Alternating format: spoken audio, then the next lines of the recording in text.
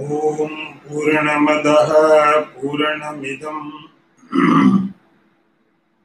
पूर्णात् पूर्णमुदच्यते पूर्णस्य पूर्णमादाय पूर्णमेवावशिष्यते। ओम शांति शांति शांति। शंकरं शंकराचार्यं केशवं वादरायणं सूत्रभाष्य कृतौ वन्दे भगवन्तौ पुनः पुनः। ईश्वरो गुरुरात्मेति मूर्तिभेद विभागिने व्योमवद्व्याप्तदेहाय दक्षिणामूर्तये नमः। ओम शांति शांति शांति।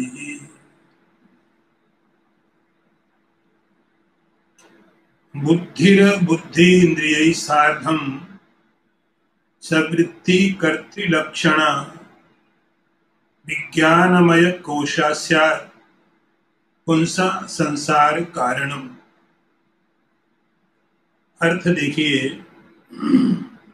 ज्ञानेन्द्रियों के साथ वृत्ति युक्त बुद्धि ही कर्तापन के स्वभाव वाला विज्ञानमय कोश, यही कोश जन्म मरण का कारण बनता है। अर्थ इसका एक बार फिर ठीक से समझिए। ज्ञानेन्द्रियों के साथ वृत्ति युक्त बुद्धि ही कर्तापन के स्वभाव वाला विज्ञानमय कोश है। यही कोश जन्म मरण रूपी संसार का कारण बनता है। अब हम लोग चौथे कोश में प्रवेश करते हैं, जिसका नाम है विज्ञानमय कोश। विज्ञानमय कोश को आप सीधे सीधे भी समझ लेते हैं। विज्ञान और कोश, विज्ञान का अर्थ होता है ज्ञान। उस ज्ञान के साथ जो कोश, जिस कोश में ज्ञान की प्रधानता है, विज्ञानमय कोश। इस कोश को ठीक से समझना, शब्द पर पहले ध्यान देना। विज्ञानमय, संस्कृत में मय का अर्थ होता है जहां पर अधिकता होती किसी चीज की, उसको बोलते हैं मय।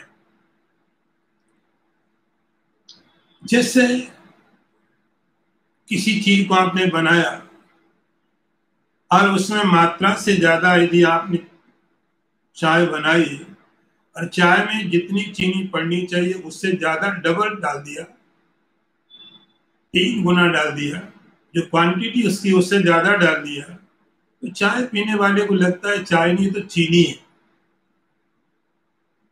तो उसमें केवल चीनी नहीं होती,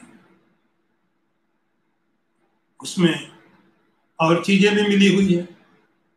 लेकिन जो चीज उसमें डोमिनेट कर रही है, जो आपको सीधे सीधे असर डाल रही है, उसको मैं शब्द के द्वारा बताया जाता है। पीछे आपने आनंद अन्न में सुना था, उसका अर्थ हुआ जहां अन्न की प्रधानता। ऐसे ही प्राण में, मनो में। अब चौथा जो कोश है, इसका नाम है विज्ञानमय कोश। इस विज्ञानमय कोश में ज्ञान की अधिकता है। ज्ञान, ब्रह्म ज्ञान और आत्मज्ञान की बात नहीं कर रहे हैं। और ज्ञान की आवश्यकता, तो उसमें ज्ञान के लिए क्या क्या चाहिए होता है। ज्ञान के लिए आपको चाहिए होती ज्ञानेंद्रियां। ज्ञानेंद्रियों के ज्ञान बिना बाहर का ज्ञान संभव नहीं है। तो ज्ञानेंद्रिय चाहिए ज्ञान करने के लिए, और बुद्धि भी चाहिए। केवल ज्ञानेंद्रियां काम नहीं कर पाएंगी, बुद्धि भी चाहिए।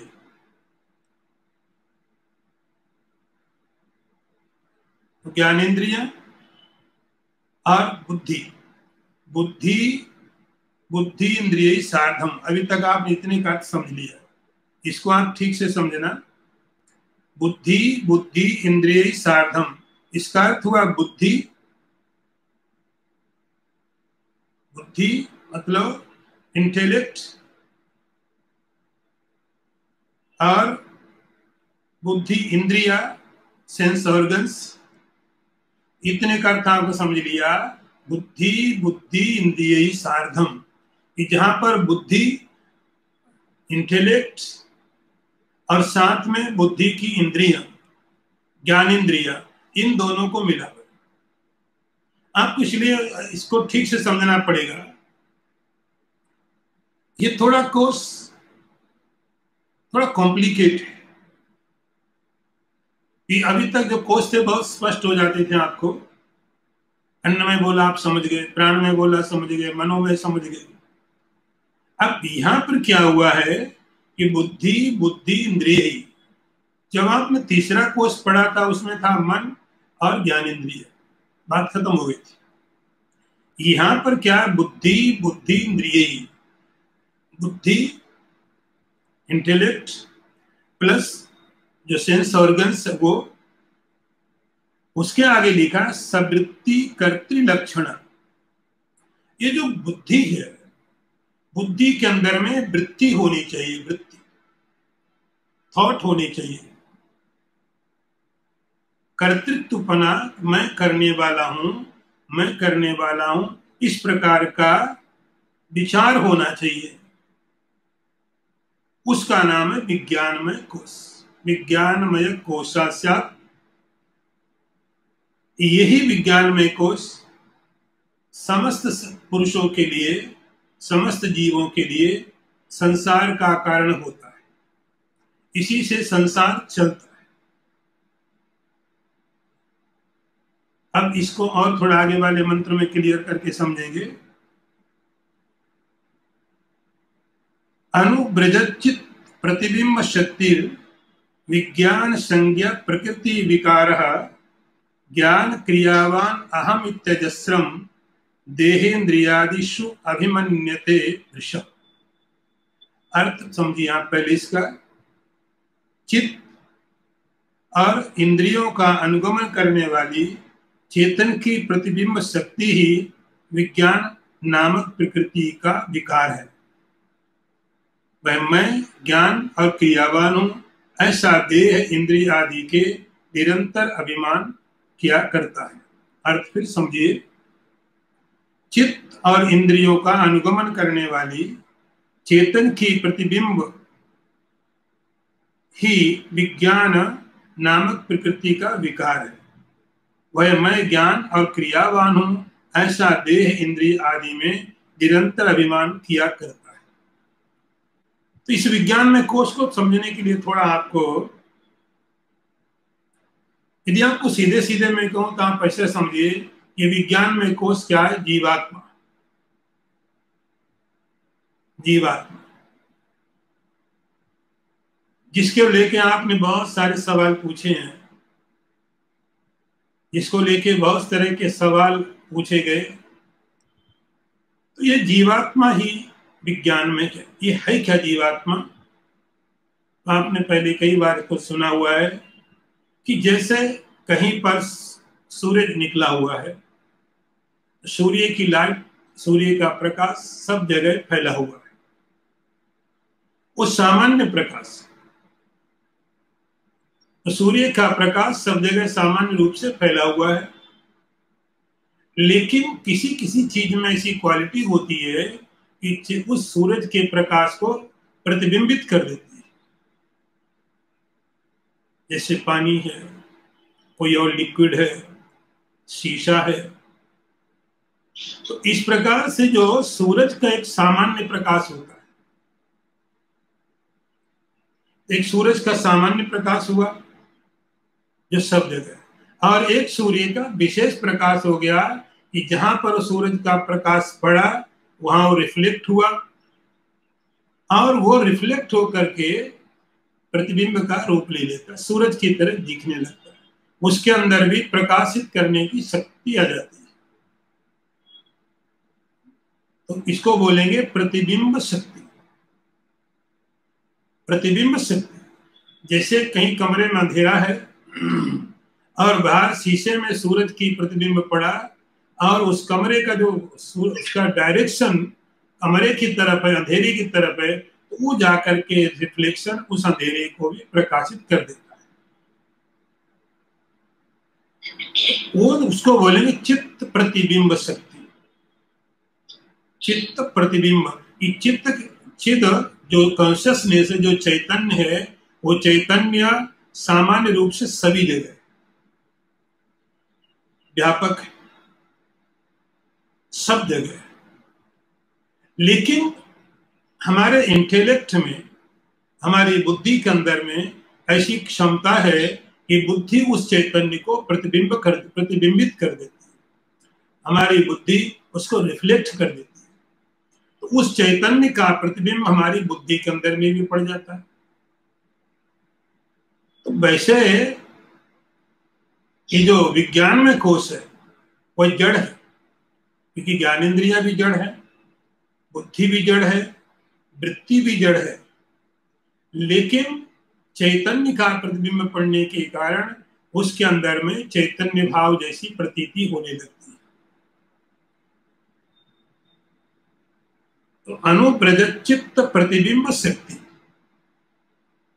तो चित्त की जो, चित्त माने चैतन्य, कॉन्शियसनेस का जो प्रतिबिंब पड़ा वो बुद्धि के अंदर में, वो प्रतिबिंब चैतन्य प्रतिबिंबित शक्ति। अब उस शक्ति के द्वारा क्या होता है, अनुब्रजत चित्त प्रतिबिंब शक्ति। ये शक्ति प्रतिबिंब, इसको आप समझो विज्ञान में। तो इस विज्ञान में क्या क्या हुआ, शुद्ध चैतन्य और कॉन्शियसनेस जो सब जगह है, क्योंकि वो नहीं होगा तो प्रतिबिंब नहीं पड़ेगा। तो ये विज्ञान में कोर्स थोड़ा सा कॉम्प्लिकेट, इसीलिए शंकराचार्य ने बहुत ज्यादा इसको एक्सप्लेन किया, इसका स्वरूप बताने के लिए, इसको समझाने के लिए। तो बुद्धि के अंदर में जो चैतन्य का प्रतिबिंब पड़ा है, उस चैतन्य का प्रतिबिंब चित्त प्रतिबिंब हो गया। अब उस चित्त प्रतिबिंब के द्वारा जो जड़ बुद्धि, जड़ ज्ञानेंद्रिय है और वृत्ति है, इन सबको साथ में लेकर के ये विज्ञान तैयार हो जाता है। विज्ञान संज्ञा प्रकृति विकारा, विज्ञान संज्ञा प्रकृति विकार। अब प्योर कॉन्शियसनेस, शुद्ध ब्रह्म। दूसरा हुआ जो रिफ्लेक्शन है, प्रतिबिंब, वह। और बुद्धि की जो वृत्तियां, इन सब को मिला दो तो बन जाता है विज्ञान, अर्थात समझो जीवात्मा। जीवात्मा, ये जीवात्मा ही ज्ञान क्रियावान अहम इत्यजस्रम, इसका नाम होगा जीवात्मा। ठीक साफ समझ लीजिए, अलग अलग। जो मनोमय कोश था, उस मनोमय कोश में क्या था कि मन था और ज्ञानेंद्रिय थी, लेकिन चैतन्य के प्रतिबिंब की कोई बात नहीं थी, वहां कोई ज्ञान नहीं है। जैसे शरीर एक कोश है, शरीर में कोई ज्ञान नहीं है। प्राण एक कोश है, प्राण में कोई ज्ञान नहीं है, कोई बुद्धि, कोई ज्ञान नहीं है। जब मनोमय में आए तो ज्ञानेंद्रियों के साथ जब मन लगता है, उस समय जो ज्ञान होता है वो संशयात्मक होता है। आपने पढ़ा, मन का स्वरूप संशयात्मक होता है। लेकिन जब बुद्धि के अंदर में वो प्रतिबिंबित हुआ, तब यहां लिखा कर्तृ लक्षण। आपने पहले वाले में देखा कर्तृ लक्षण। अब उसके अंदर में एक हुआ मैं करता हूं, ऐसी जो वृत्ति है, ज्ञान क्रियावान अहम इत्यजस्रम देहादिषु अभिमन्यते वृषम। यदि आप सीधे सीधे समझना चाहो तो मैं थोड़ी देर के लिए समझाऊं कि जीवात्मा आप समझ लीजिए। जिस जीवात्मा के बारे में हमारी धारणा है कि जीवात्मा कर्मों को करता है, कर्म के फल को भोगता है, स्वर्ग में जाता है, नरक में जाता है, दूसरा शरीर लेता है, पापी होता है, पुण्यात्मा होता है। यहां कह रहे ज्ञान क्रियावान अहम इत्यजस्र। तो अब यह हो गया एक तरह से समझो ऑनर है ये। इसके पहले की जो चीजें थी उन सब के लिए, किसके लिए? अन्न में शरीर किसके लिए? प्राण में शरीर किसके लिए? प्राण में कोश, मनो में किसके लिए है? किसके लिए? तब आपको चौथा जो कोश है उत्तर देता है ये तीन के तीनों किसके लिए हैं? विज्ञान में के लिए, विज्ञान के लिए, जीवात्मा के लिए। तो कभी कभी जीवात्मा क्या करता है? मन के साथ में तादात्म्य कर लेता है, मनोमय देह के साथ, मनोमय कोश के साथ तादात्म्य कर लेता है। और जब मनोमय कोश के साथ तादात्म्य कर लेता है तब उसके अंदर में ऐसी वृत्ति होती, ज्ञान, मैं जानता हूं, मैं आता हूं, मैं ये करता हूं, मैं सुखी हूं, मैं दुखी हूं। इस प्रकार के जो भाव है, मैं क्रोधी हूं, मैं शांत हूं, ये सब मन के साथ जब वो तादात्म्य करता है, विज्ञान में जब मन के साथ तादात्म्य करता है तब उसके अंदर इस तरह का ज्ञान उठता है कि मैं शांत हूं, मैं शांत हूं, मैं क्रोधी हूं, मैं लोभी हूं, इस प्रकार का। अब वही यदि आकर के प्राणमय के साथ तादात्म्य कर लेता है, आइडेंटिफिकेशन, तादात्म्य संस्कृत का शब्द है तो मैं उसको बताऊं, उसका आइडेंटिफिकेशन। तो जब वो प्राणमय के साथ में तादात्म्य कर लेता है तब उसके अंदर क्या होता है कि मैं भूखा हूं, मैं प्यासा हूं, मैं थक गया हूं, मैं फ्रेश हूं, इस प्रकार के ज्ञान पैदा होते हैं। और जब इस स्थूल देह के साथ तादात्म्य कर लेता है तब मैं मनुष्य हूं, मैं स्त्री हूं, मैं पुरुष हूं, मैं बूढ़ा हूं, मैं बच्चा हूं, ब्राह्मण हूं, सन्यासी हूं, इस प्रकार के विचार वहां पर आएंगे। तो ज्ञान क्रियावान अहम इत्यजस्रम, इस प्रकार के विचार जैसे जैसे, तो ये विज्ञान में समझो आप जीवात्मा है, ये जीवात्मा विज्ञान किसके द्वारा प्राप्त करता है? तो ये जीवात्मा कभी मन के साथ में तादात्म्य करता है। जब मन के साथ तादात्म्य करता तो मन के जो धर्म है अपने ऊपर मान लेता, मन के जो धर्म है, मन की जो स्थितियां अपने ऊपर समझता। कभी कभी ये प्राण के साथ तादात्म्य कर लेता है तो मैं भूखा हूं, प्यासा हूं, फ्रेश हूं, थका हुआ हूं, हारा हूं, इस प्रकार से विचार आते हैं। और जब शरीर के साथ तादात्म्य कर लेता है तो वही मैं स्त्री हूं, मैं पुरुष हूं, मैं बूढ़ा हूं, मैं बच्चा हूं, तो शरीर के जो धर्म है वो सब जीवात्मा अपने ऊपर में लेता है। अजस्रम, निरंतर ये प्रक्रिया चलती रहती है, कभी मन के साथ में, मनोमय के साथ में, कभी भी प्राणमय के साथ में, कभी अन्नमय के साथ। तो जैसे जैसे तादात्म्य करता है उस प्रकार के यहां लिखा ज्ञान क्रियावान अहम, मैं जानता हूं, मैं नहीं जानता हूं, मैं समझता हूं, मैं नहीं समझता हूं, क्योंकि मन एक इक्विपमेंट है जीवात्मा के लिए ज्ञान के प्रति। शरीर में प्राण जो है शक्ति के लिए है, शक्ति, प्राणों से शक्ति मिलती शरीर को। तो कभी कभी प्राण के साथ मिल जाता तो शक्ति से संबंधित चीजें आती कि आप थक गए, आप फ्रेश हो। और जब शरीर के साथ तादात्म्य कर लेता है तो शरीर की जो धर्म है अपने ऊपर मान करके वृषम, निरंतर इस प्रकार से अपने आप को समझता रहता। तो इस तरह से ये जो प्राण में मनोविज्ञानमय कोश है। विज्ञानमय कोश का अर्थ हुआ एक तरह से जीवात्मा, जो आप जीव के रूप से समझते हैं। अगला मंत्र देखिए, आगे में जो मंत्र हैं उनको इकट्ठा किया हुआ है, लेकिन मैं उनको अलग अलग पढ़ूंगा।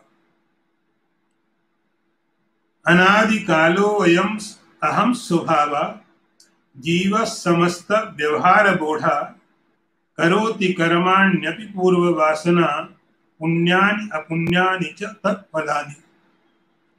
अर्थ देखिए, ये अहम स्वभाव वाला विज्ञानमय कोश ही अनादिकालीन जीव और संसार के समस्त व्यवहारों का निर्वाह करने वाला, ये अपनी पूर्व वासनाओं से पुण्य पाप में अनेक कर्मों को करता और उसके फलों को भोगता है। एक श्लोक, अनादिकाल। अब बात है कि ये जीव एक है, जीवात्मा, ये कब से अस्तित्व में कब आया,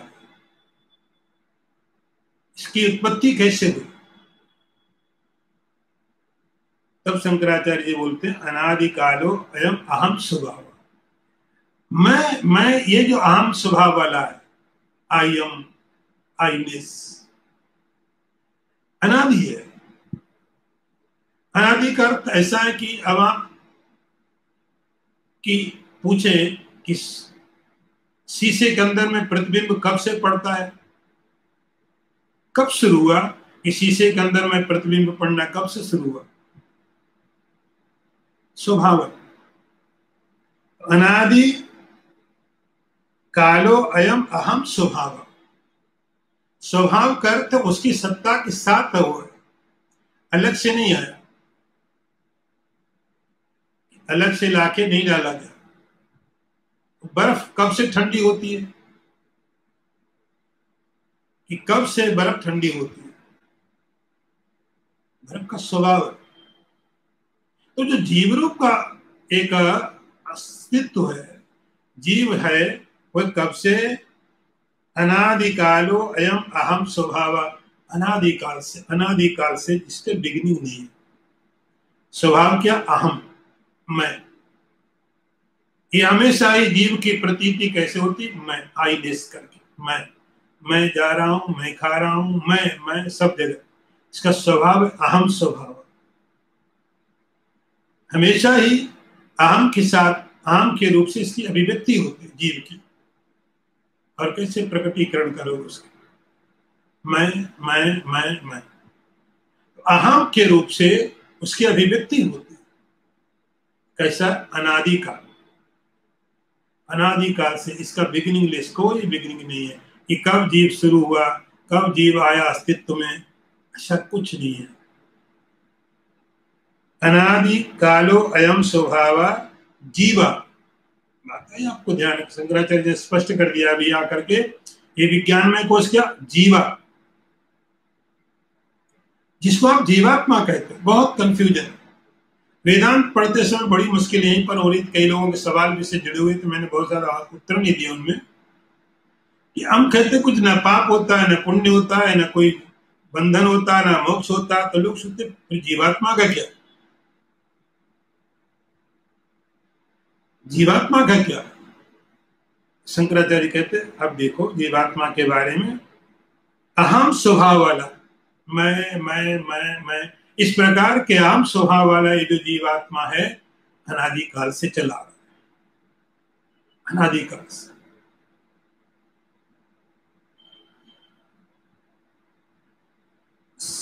विजीव समस्त व्यवहार बोधा, और ये जीवात्मा ही समस्त व्यवहारों को करता। ईश्वर या ब्रह्म और कॉन्शियसनेस कोई व्यवहार नहीं करता है, कुछ नहीं करता, अकर्ता होता। कर्तृत्व का भाव, संसार के समस्त व्यवहार, संसार की समस्त प्रक्रियाएं, संसार पूरे के पूरे ब्रह्मांड का चलना, समस्त व्यवहार करने वाला कौन है? ये जीवात्मा ही। जीवा समस्त व्यवहार बोधा, समस्त व्यवहार को चलाने वाला, समस्त चीजों को चलाने वाला ये जीव, वही जीवात्मा। भूलना मत, बुद्धि के अंदर प्रतिबिंबित जो चैतन्य, केवल प्रतिबिंब नहीं, बुद्धि, ज्ञानेन्द्रिय, वृत्ति, अहम, मैं। तो जीव की अभिव्यक्ति होती अहम करके, मैं इस तरह से। तो मैं रूप से जीव की अभिव्यक्ति होती है करोति कर्माण्यपि पूर्व वासना। अब ये जो अनेक प्रकार के व्यवहार करता, अनेक प्रकार के कर्म करता, अनेक प्रकार से संसार को चला रहा है, चलाता कैसे? इसको प्रेरणा कहां से मिलती है? इसका मोटिवेशन क्या, कैसे करने लगता है? उसके पीछे कारण क्या है? तब लिखा है पूर्व वासना। पूर्व वासना पिछले पिछले जन्मों में, क्योंकि जीव के तो जन्म हुए, ये जीव अपने जन्मों के कारण स्वर्ग में भी गया, पिछले जन्मों के कारण नरक में भी गया, अनेक प्रकार के शरीर इसने धारण किए, अनेक प्रकार की योनियां इसको मिली, और उन सब में उसको क्या एक वासना बनती है, इंप्रेशन, एक संस्कार पड़ता गया। जैसे आप किसी सुगंधित जगह से निकल जाएं तो थोड़ी सी कुछ उसकी चीजें आपके शरीर के साथ में चली जाती है। आप किसी दुर्गंधित जगह से निकल जाएं तो कुछ उसकी चीजें आपके साथ चली जाती हैं।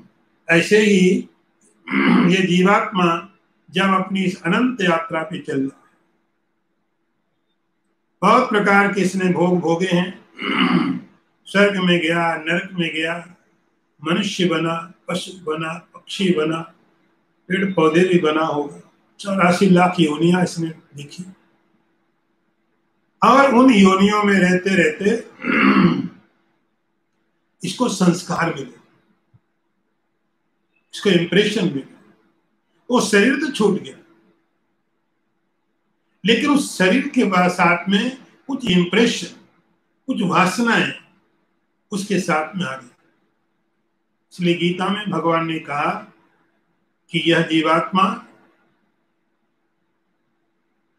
ज्ञानेंद्रियों को साथ में लेकर के, जैसे वायु किसी गंध को लेकर के दूसरी जगह चला जाता है, ऐसे ही ये जीवात्मा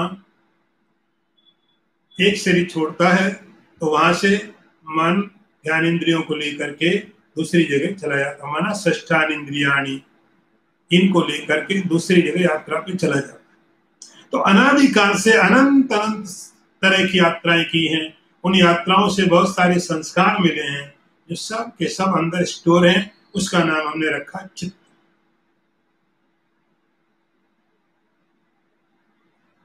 करोति कर्माण्यपि पूर्व वासना पुण्यानि पुण्यानि च तत्फलानि। तो पूर्व वासना के अनुसार, पूर्व कर्मों के फोर्स के कारण, पूर्व कर्मों का प्रभाव उसके कारण कि इस जन्म में भी क्या करता है, पुण्य भी करता है और पाप भी करता है। केवल पुण्य नहीं करता, पाप भी करता। कि अब आपके मन में सवाल आएगा, पाप क्यों करता है? जान करके इसको मालूम है कि पाप का फल अच्छा नहीं होगा, दुख मिलेगा, तो भी ये पाप क्यों करता है? उसका उत्तर यही है कि पूर्व वासना है। पिछले पिछले जन्मों के ऐसे संस्कार भरे पड़े हैं, पिछले पिछले जन्मों के ऐसे प्रारब्ध भरे पड़े हैं जिनको भोगने के लिए इसको बेचारे को करना पड़ता है। क्योंकि सीमित हो गया, लिमिटेड हो गया, इसकी शक्ति सीमित है।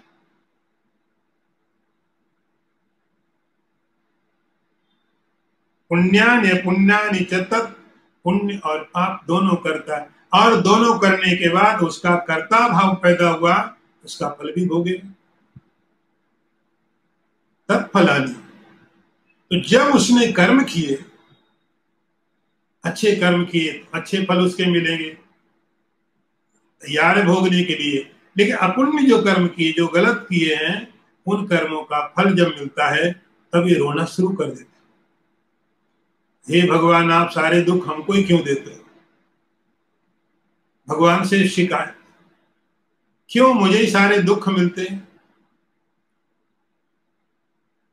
ऐसा क्या कर दिया हमने कि सारे दुख जितने देखो सब मेरे को मिलते हैं?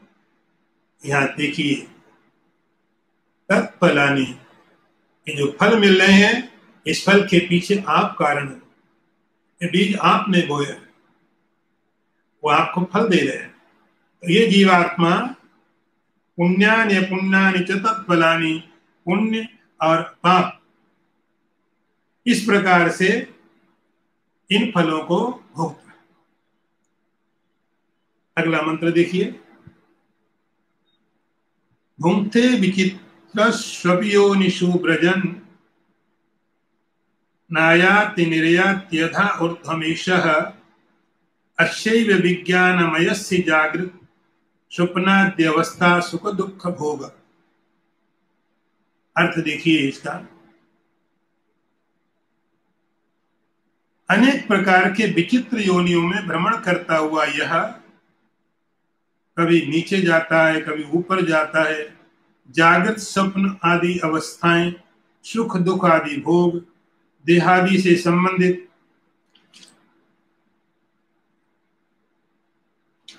ये सब के सब इसको भोगने पड़ते। अर्थ फिर देख लेना, यह जीवात्मा अनेक प्रकार के विचित्र योनियों में भ्रमण करता हुआ कभी नीचे जाता है, कभी ऊपर जाता है।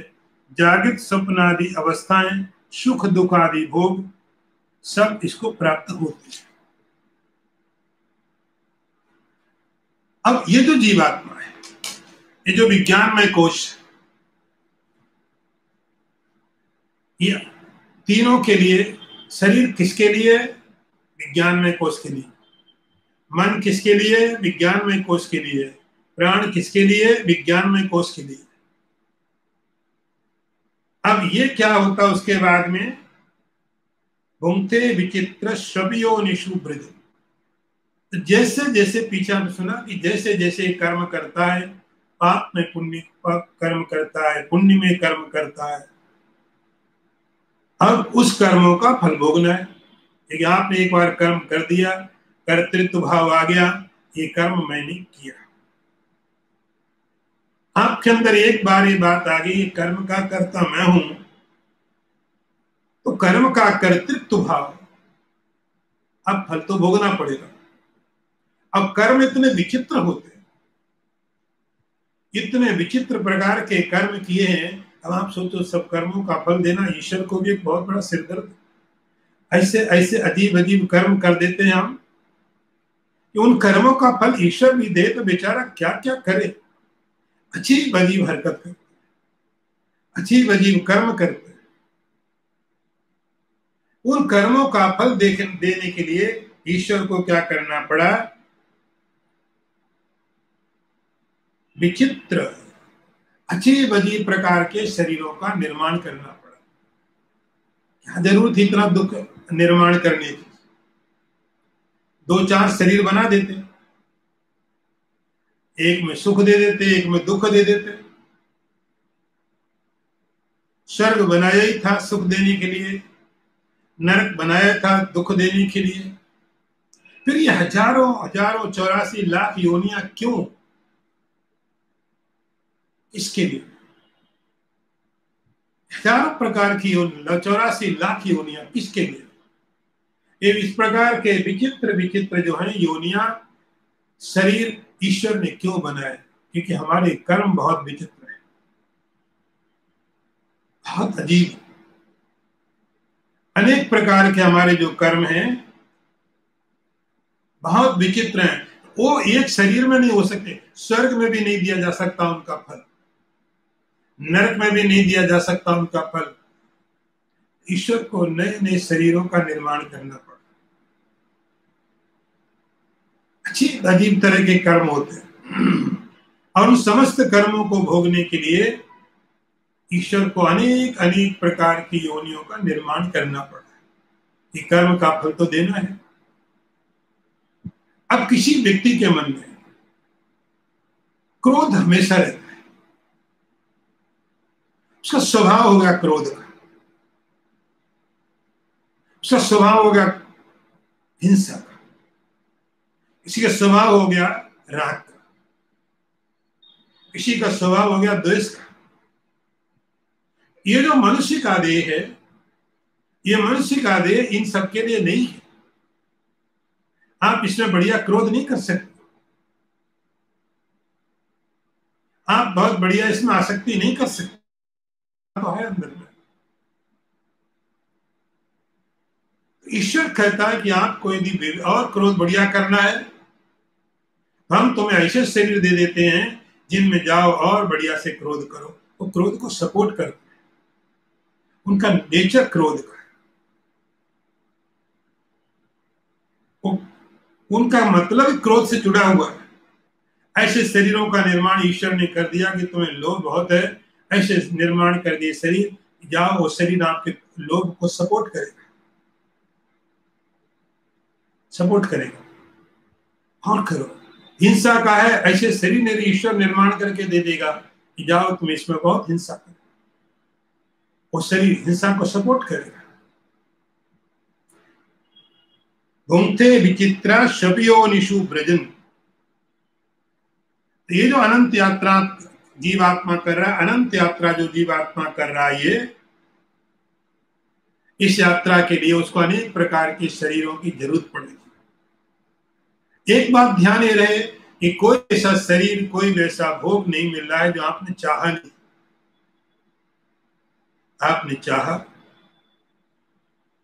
हर उसको प्रकृति पूरा करने की कोशिश करती है,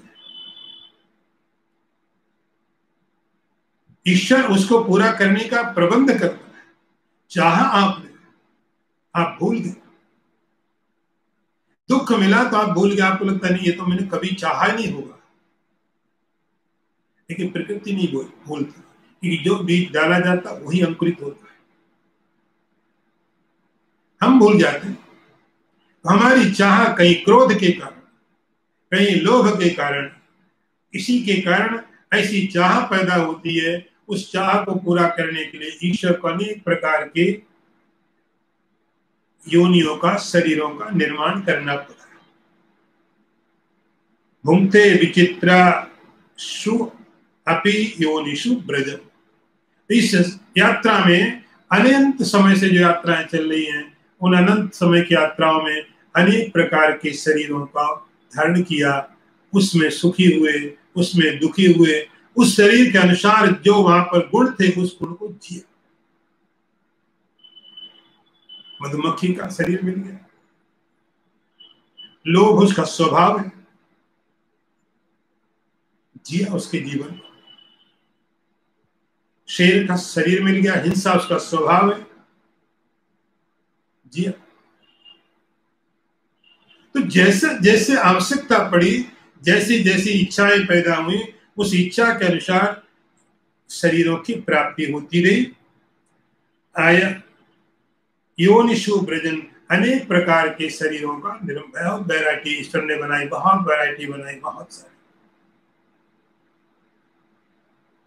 आयाति निर्यात्यथा ऊर्ध्वमेशम, कभी कभी बहुत ऊपर की यात्रा कर ली।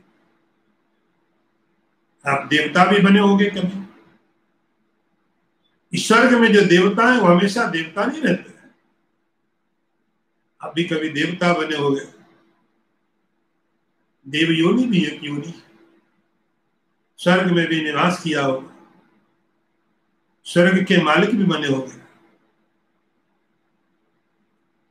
कभी कभी अधा मनुष्य के नीचे की जो योनियां हैं, पशु है, पक्षी है, कीड़े हैं, पेड़ पौधे हैं, इस सब शरीरों की भी यात्रा की है,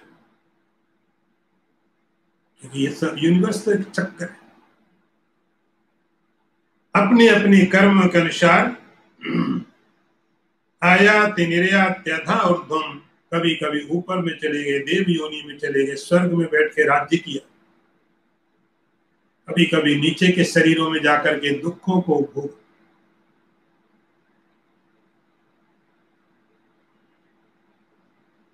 अस्यैव विज्ञानमयस्य, ये सब किसके लिए हो रहा है? विज्ञानमय के लिए हो रहा है। यह विज्ञान में ही, जिसको आप जीवात्मा समझते हो, यह जीवात्मा इंडिविजुअल सोल, लिमिटेड कॉन्शियसनेस,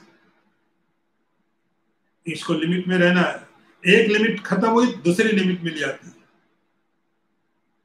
तो अनेक प्रकार के शरीरों को लेकर के, अनेक प्रकार के, कभी ऊपर कभी नीचे, कभी कहीं भ्रमण करता रहता है। और इसी विज्ञानमय के लिए जागृत स्वप्नादि अवस्था, जागृत अवस्था इसी के लिए, यही जागृत में स्थूल पदार्थों का भोग करता है। अब आप थोड़े रिलैक्स हो गए, मालूम पड़ा कि जीवात्मा भोगता है। अभी तक तो कहा जाता था नहीं, किसी आत्मा तो कुछ भोगता ही नहीं है।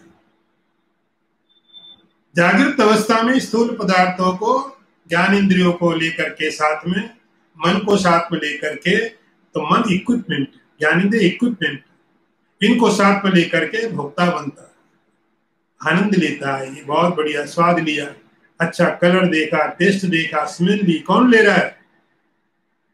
ये विज्ञान में। कभी कभी फील करता है कि मैं थक गया हूं, आज मैं फ्रेश हूं,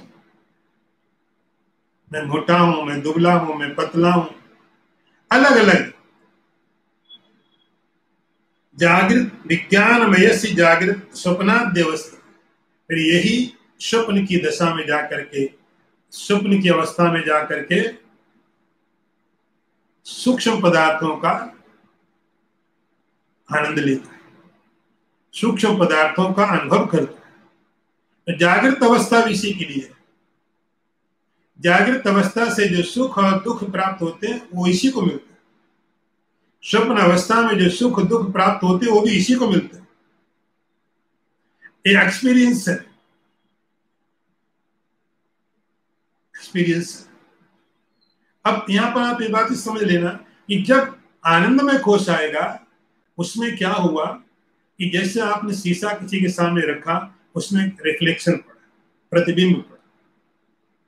लेकिन जब आप शीशा हटा दो तो शीशे के अंदर जो प्रतिबिंब पड़ा उसका क्या हुआ? वो कहां जाएगा? शीशे के साथ जाएगा कि आपके साथ रहेगा?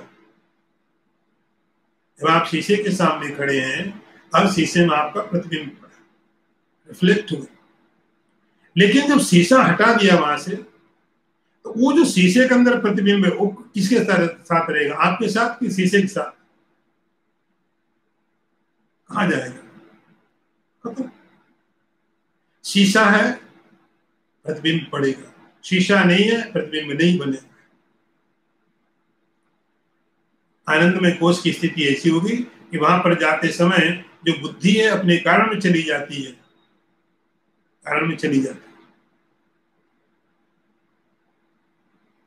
उस पर बात आगे करेंगे। तो स्वप्नादि अवस्था सुख दुख भोग।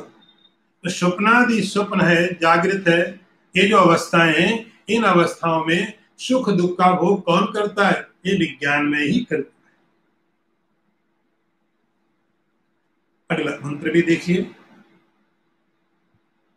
देहादि निष्ठा श्रम धर्म कर्म गुणाभिमानम सततम ममेति विज्ञान कोशो अयम अति प्रकाशा प्रकृष्ट सानिध्यवसा परात्मनः। इसका अर्थ देखिए। देहादि से संबंधित आश्रमादि के धर्म कर्म गुणों का अभिमान ममता आदि सर्वदा इस विज्ञान में कोश में ही रहते हैं। ये आत्मा की अति निकटता के कारण अत्यंत प्रकाश में है, अतः यह उसकी उपाधि है जिसमें भ्रम से आत्मबुद्धि करके यह जन्म मरण रूप संसार चक्र में पड़ता है। अर्थ फिर एक बार ध्यान में दे लें। देहादि से संबंधित आश्रम आदि के धर्म कर्म गुणों का अभिमान और ममता आदि सर्वदा इस विज्ञान में कोश के ही में रहते हैं। यह आत्मा की अति निकटता के कारण अत्यंत प्रकाश में है, अतः यह उसकी उपाधि है जिसमें भ्रम से आत्मबुद्धि करके यह जन्म मरण रूप संसार चक्र में पड़ता है। अब ये जो विज्ञान में कोश है, देहादिनिष्ठ श्रम धर्म कर्म, जैसे हम बात कर रहे थे, ये जब शरीर के साथ में तादात्म्य करता, स्थूल देह के साथ, ये विज्ञान में कोश, ये समझो ऑनर है किसका किसका, शरीर अन्नमय कोश का, प्राणमय कोश का और मनोमय कोश का, ये ऑनर है। शरीर इसके लिए स्थूल है, प्राण थोड़ा और सूक्ष्म हो गया, अलग प्रकार की गतिविधियां देता है, और मनोमय ये इक्विपमेंट नॉलेज के लिए, इनको अलग अलग तरीके से यूज करता हूं विज्ञान में। तो जब ये विज्ञान में शरीर के साथ में तादात्म्य कर लेता है, तब क्या होता है, देहादिनिष्ठा श्रम धर्म कर्म। तो जब हमने मान लिया कि मैं देह हूं,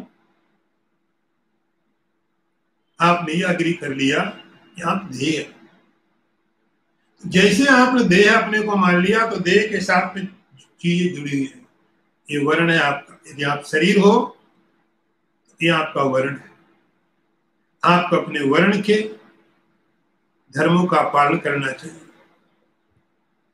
ये आप आश्रम है आपका, आप गृहस्थ आश्रम में हो, संन्यास आश्रम में हो, ब्रह्मचर्य आश्रम में हो, तो उस समय जब आपने अग्री किया कि आप शरीर हैं, तब शरीर से जुड़ी हुई जो धर्म है, जो कर्म है, आपको उनको पालन करने ही पड़ेगा। शरीर के धर्म है, शरीर का धर्म है भूखा प्यासा जन्म मृत्यु, स्वीकार करो, क्योंकि आपने माना शरीर हो तो मानना ही पड़ेगा, मैं जन्मा,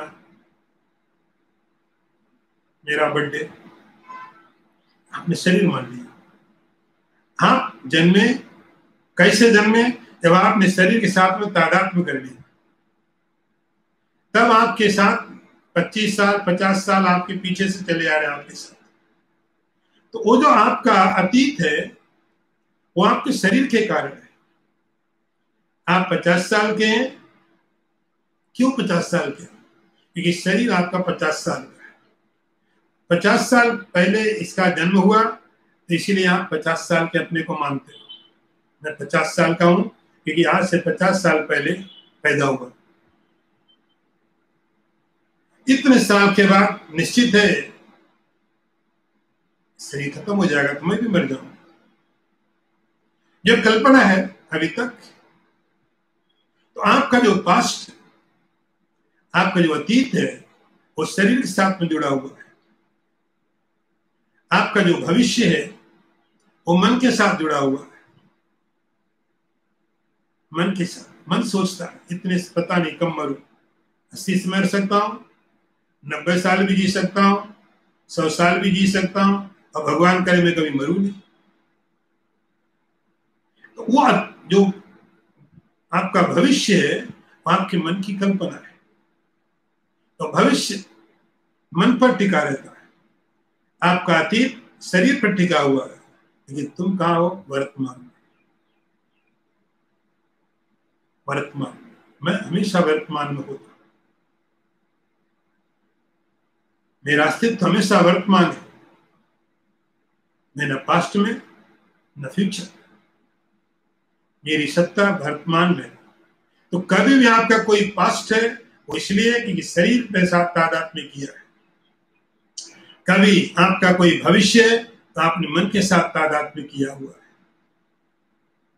आपका कोई पास्ट नहीं हो सकता, आपका कोई भविष्य नहीं हो सकता, आप वर्तमान हो सकते हैं, केवल वर्तमान, ओनली प्रेजेंस, और कुछ नहीं।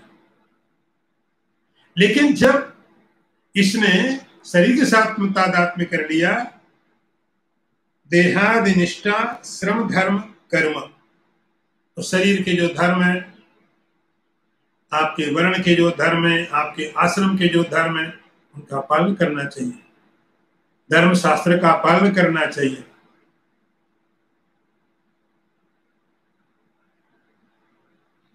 जो आपको कर्म दिए जाते हैं, आपकी जो ड्यूटी है, उनको पालन करो, क्योंकि आप शरीर हो, आपने माना। आपने अग्री किया आप शरीर हो, तो शरीर के जो धर्म है, जो शरीर का पास्ट है, उससे कुछ सीखो।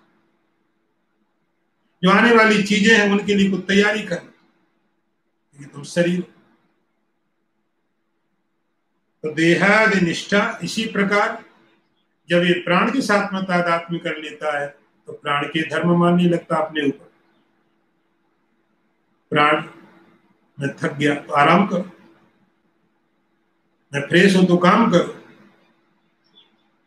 मन के साथ तादात्म्य कर लेता है तो देहादि आदि शरीर, प्राण और मन, जिसके साथ में तादात्म्य किया उसके जो धर्म है, जो कर्म है, अब उनका पालन करना चाहिए, क्योंकि आपने मान लिया।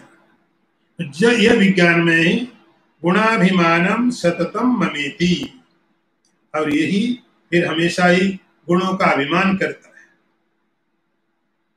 क्वालिटी, धनवान, बुद्धिमान, जब मान लग जाता है ना वो सब गुण हो जाते हैं। धनवान, बलवान, बुद्धिमान, उस सब उनका अहम ममेति और मेरा, गुणों का अभिमान और हमेशा ये ममता, ये मेरा मेरा मेरा मेरा, आईनेस और माइनेस, ये मेरा मेरा मेरा मेरा सब जगह। तो ये जो मेरा मेरा जोड़ा, ये सब किसमें होता है? ये सब का सब विज्ञानमय कोश, विज्ञानमय कोश। और इसकी एक विशेषता है अति प्रकाशा। ये विज्ञानमय कोश अत्यंत प्रकाश रूप है, अत्यंत प्रकाश रूप है, प्रकाश रूप। अब आप ऐसा मत समझना आंखें बंद करके बैठेंगे और अंदर देखेंगे विज्ञान में कोश की लाइट दिखाई पड़े, ऐसे भ्रम मत पाल लेना। प्रकाश रूप है क्योंकि ये आत्मा के अत्यंत प्रकृष्ट सानिध्य वसात पर आत्मा। शंकराचार्य जी ने लिखा क्यों है कि ये आत्मा के बहुत नजदीक है, उस परम तत्व के कॉन्शियसनेस के बहुत नजदीक है। जैसे शरीर जड़ है, स्थूल है, प्राण थोड़ा सूक्ष्म हुआ, प्राण थोड़ा सूक्ष्म हुआ, थोड़ा हल्का हुआ, मन और सूक्ष्म हुआ, मन और ज्यादा सूक्ष्म हुआ, लेकिन वो भी ज्ञान का साधन, इक्विपमेंट। तो शरीर, आपका जो शरीर है वह है बहुत दूर है आत्मा से, इसलिए वहां पर आत्मा की कोई किसी प्रकार की कोई बहुत अच्छी तरह प्रकटीकरण नहीं है। वो तो हम अज्ञान के कारण उसको मानते आत्मा का स्वरूप। लेकिन जैसे ही और आगे बढ़े तो प्राण जो है वो थोड़ा सा और नजदीक आत्मा के चला गया, थोड़े उसमें और गुण आने लग गए आत्मा के। जैसे आप हिमालय के नजदीक जैसे जाते रहते हो, आपको वहां की जो गुण है आपको मालूम पड़ने लगता है। आप समुद्र के नजदीक नजदीक जैसे जाओगे तो उसकी जो हवा है, उसकी जो चीजें हैं आपको मालूम पड़ने लगेगी। ऐसे ही यात्रा में पहला जो स्टेप था, पहला जो पड़ाव था अन्नमय कोश, उसमें आत्मा के बारे में कुछ खास नहीं पता चला। जब प्राण में गए तो थोड़ा और सूक्ष्म हो गए, मनो में गए, मनो में गए हाँ थोड़ा सेटल हो गया। लेकिन अति प्रकाशा, ये जो विज्ञान में कोश है अत्यंत प्रकाश रूप है। अत्यंत प्रकाश रूप का अर्थ हुआ इसके अंदर आत्मा का कॉन्शियसनेस भी है। शरीर के अंदर में कॉन्शियसनेस नहीं, आपको पता है, प्राण के अंदर नहीं है, मन के अंदर नहीं है। लेकिन जब यहां पर पहुंचे तो वहां पर इसके अंदर में आत्मा का जो एक क्वालिटी है प्रकाश स्वरूप होना, ज्ञानात्मक। यहाँ प्रकाश का अर्थ है ज्ञान, मैं जानता हूं। ये ज्ञान कहां पैदा हो रहा है? विज्ञान में। इसलिए ये बहुत प्रकृष्ट सानिध्य वसात परात्मना, परमात्मा के बहुत नजदीक है, बहुत नजदीक है, उसका प्रतिबिंब है ये। इसलिए यह परमात्मा के बहुत नजदीक होने के कारण अतो भवत्ते सौपाधिरस्य यदात्मधि संसरति भ्रमेण। इसीलिए अर्थ देखिए इसका भी, ये आत्मा की अति निकट, अतः आत्मा की उपाधि है जिसमें भ्रम से आत्मबुद्धि करके जन्म मरण रूप संसार चक्कर में पड़ा रहता है। इसलिए आत्मा की उपाधि है, आत्मा की उपाधि है। आत्मा का एहसास इसमें होता है कि आत्मा है। बहुत गहरे साधक भी यहाँ जाके कि जीव आत्मा ही आत्मा है, जो स्वर्ग नरक में जाता है, जो कर्म फलों को भोगता है, इस प्रकार के विचार उसके अंदर में रहते हैं। यदात्मधि संसृति भ्रमेण, ये हमेशा इस प्रकार घूमता रहता है, स्वर्ग में जाता है, नरक में जाता है। ये आत्मा की उपाधि है, आत्मा के बहुत नजदीक है। ओम पूर्णमदः पूर्णमिदं पूर्णात् पूर्णमुदच्यते पूर्णस्य पूर्णमादाय पूर्णमेवावशिष्यते। ओम शांति शांति शांति। शंकरं शंकराचार्यं केशवं बादरायणं सूत्रभाष्य कृतौ वन्दे भगवन्तौ पुनः पुनः। ईश्वरो गुरुरात्मेति मूर्तिभेद विभागिने व्योमवद् व्याप्तदेहाय दक्षिणामूर्तये नमः। ओम शांति शांति शांति।